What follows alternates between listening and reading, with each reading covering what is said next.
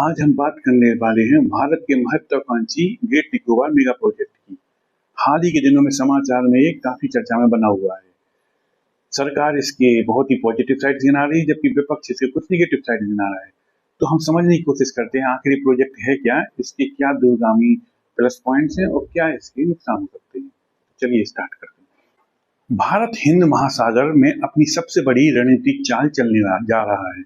एक ऐसा द्वीप जो दुनिया के सबसे व्यस्त समुद्री रास्ते के बिल्कुल पास है, जहां से गुजरता है दुनिया के तेल व्यापार का बड़ा हिस्सा। और अब भारत वहां बना रहा है एक विशाल बंदरगाह, एक अंतर्राष्ट्रीय एयरपोर्ट और एक नया शहर और साथ में सैन्य शक्ति का एक नया केंद्र। लेकिन इस सपने की कीमत क्या होगी?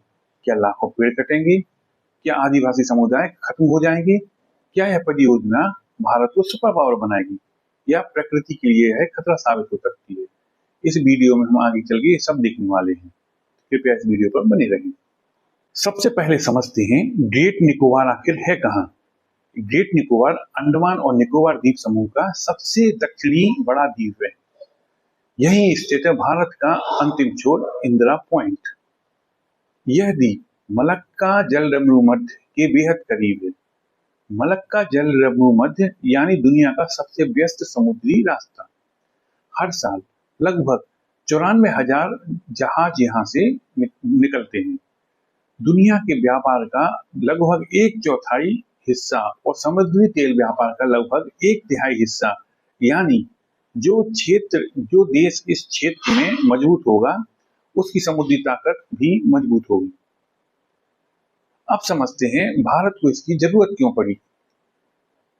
आज भारत का बहुत सा अंतरराष्ट्रीय कंटेनर व्यापार सिंगापुर, कोलंबो और पोर्ट क्लैंग जैसे विदेशी बंदरगाहों पर निर्भर है। यानी भारत का माल पहले दूसरे देशों के बंदरगाहों पर जाता है, फिर दुनिया में भेजा जाता है। इससे समय भी लगता है और पैसा भी ज्यादा खर्च होता है। भारत अब इस निर्भरता को खत्म करना चाहता है और इसी सोच में पैदा हुआ है ग्रेट निकोबार मेगा प्रोजेक्ट।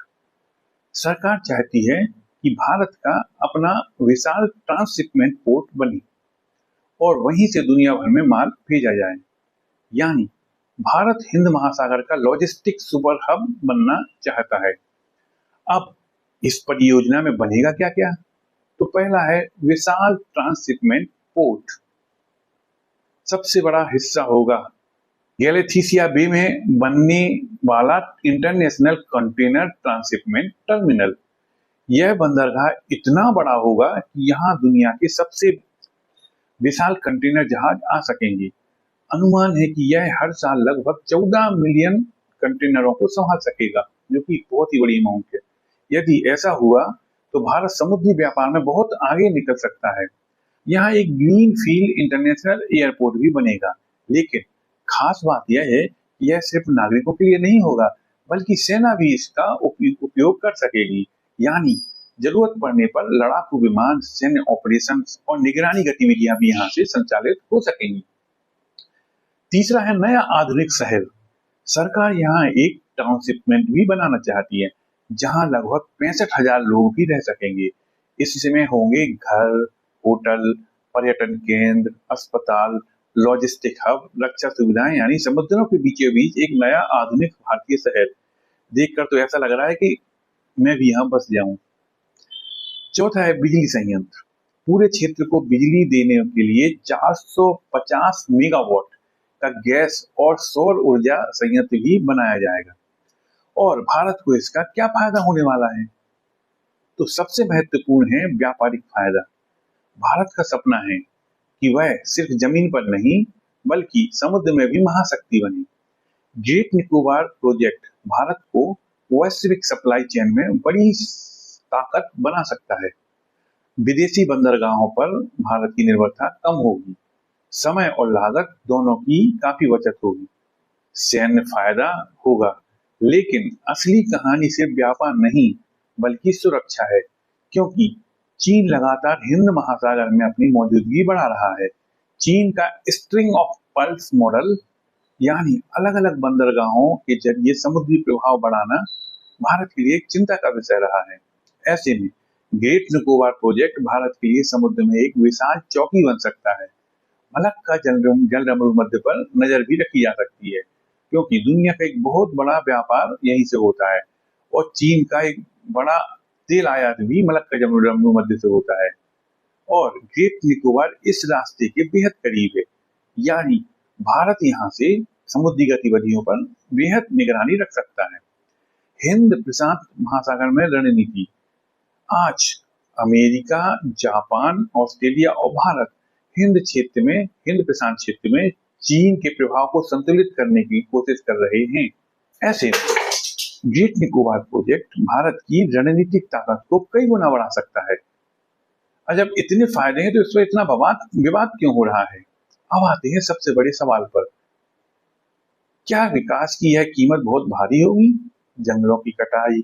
इस परियोजना के लगभग 130 वर्ग किलोमीटर जंगल प्रभावित हो सकते हैं, जो कि बहुत ही बड़ी अमाउंट है। लाखों पेड़ काटे जाने की आशंका जताई जा रही है, जबकि ग्रेट निकोबार दुनिया के सबसे संवेदनशील जैव विविधता क्षेत्रों में से एक है। दुर्लभ जीवों के ऊपर खतरा भी यहाँ पर मंडरा रहा है।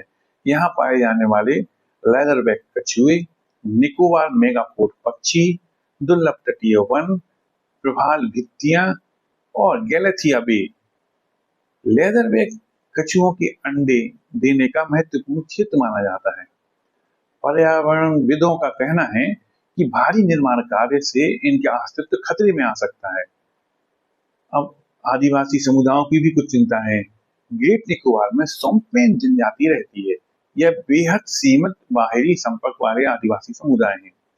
विशेषज्ञों को डर है कि बड़े पैमाने पर बाहरी आबादी आने से उनकी संस्कृति प्रभावित हो सकती है, बीमारी फैल सकती है, पारंपरिक जीवन खत्म हो सकता है।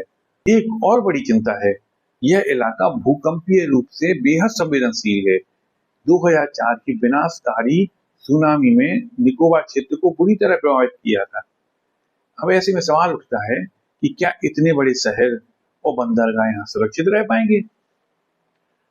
अब जानते हैं इस पर एनजीटी ने क्या फैसला सुनाया है।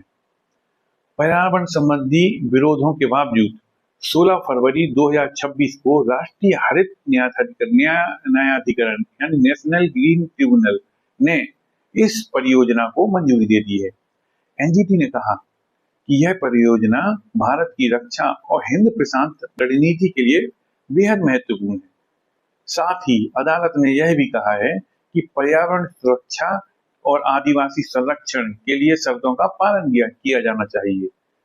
अब समझते हैं कि भविष्य में क्या हो सकता है। अगर यह परियोजना सफल होती है तो भारत हिंद महासागर में अपनी सबसे मजबूत रणनीतिक स्थिति बना सकता है। भारत का अपना विश्व स्तरीय ट्रांसशिपमेंट हब होगा, नौसेना की शक्ति बढ़ेगी और समुद्री व्यापार में भारत की भूमिका बदल सकती है। यदि पर्यावरण और स्थानीय समुदायों की सुरक्षा को नजरअंदाज किया गया, यह विकास लंबे समय में भारी नुकसान भी पहुंचा सकता है। ग्रेट निकोबार परियोजना सिर्फ एक इंफ्रास्ट्रक्चर प्रोजेक्ट नहीं है, यह भारत के भविष्य की समुद्री रणनीति है। एक तरफ आर्थिक शक्ति है, दूसरी तरफ पर्यावरण का संतुलन। अब देखना यह है कि क्या भारत विकास और प्रकृति दोनों को साथ लेकर चल पाएगा। आपका क्या मानना है? क्या ग्रेट निकोबार प्रोजेक्ट भारत के लिए जरूरी है या पर्यावरण के खतरे में डालना गलत है? अपनी राय कमेंट में जरूर बताएं। अगर वीडियो पसंद आया है तो इसको कृपया लाइक करें और हमारे चैनल को सब्सक्राइब करें।